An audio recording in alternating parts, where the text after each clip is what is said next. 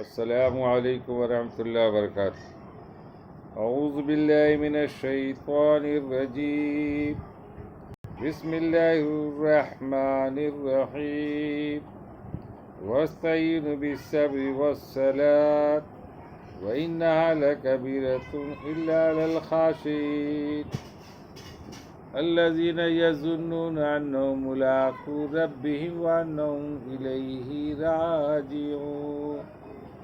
یا بنی اسرائیل اذکروا نعمتی التی انعمت علیکم وانی فضلتکم علی العالمین واتقوا یوما لا تجزی نفس عن نفس شیئا ولا یقبل منها شفاعۃ ولا یؤخذ منها عدل ولا هم ينصرون ولا يؤخذ منها عدل ولا هم ينصرون۔ ابھی ہم نے سورہ بقرہ کی رکوع 4 آیت نمبر 44 سے 47 تک تلاوت کی ہے۔ اس کا ترجمہ پیش خدمت سماعت فرمائیں۔ وَاسْتَعِینُوا بِالصَّبْرِ وَالصَّلَاةِ، ان کو بے مال و جا کے غلبہ سے ایمان لانا دشوار معلوم ہو تو مدد دو صبر اور نماز، اور بے شک نماز دشوار ضرور ہے، پر جن کے قلوب میں خشوع ہے ان پر کچھ دشوار نہیں۔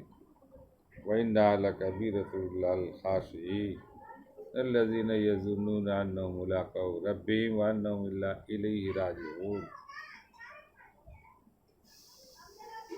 وہ خاشعین وہ لوگ ہیں جو خیال رکھتے ہیں اس کا بے شک ملنے والے اپنے رب سے، اور اس بات کا بھی خیال رکھتے ہیں کہ وہ بے شک اپنے رب کی طرف واپس جانے والے۔ یا بنی اسرائیل اذکروا نعمتی التی انعمت علیکم، ارے یعقوب کہ تم لوگ میری اس نعمت کو انعام میں دی تھی۔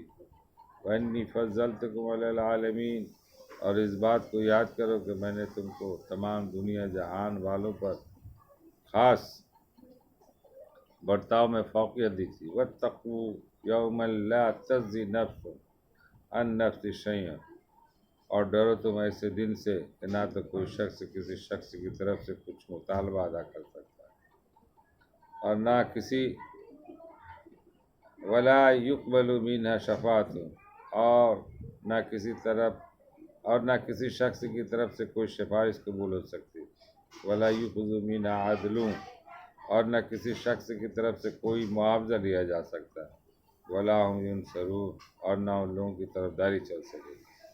اللہ تعالی ہم لوگوں کو پڑھنے اور سننے سے زیادہ عمل کرنے کی توفیق عطا فرمائے۔ وما علینا الا البلاغ۔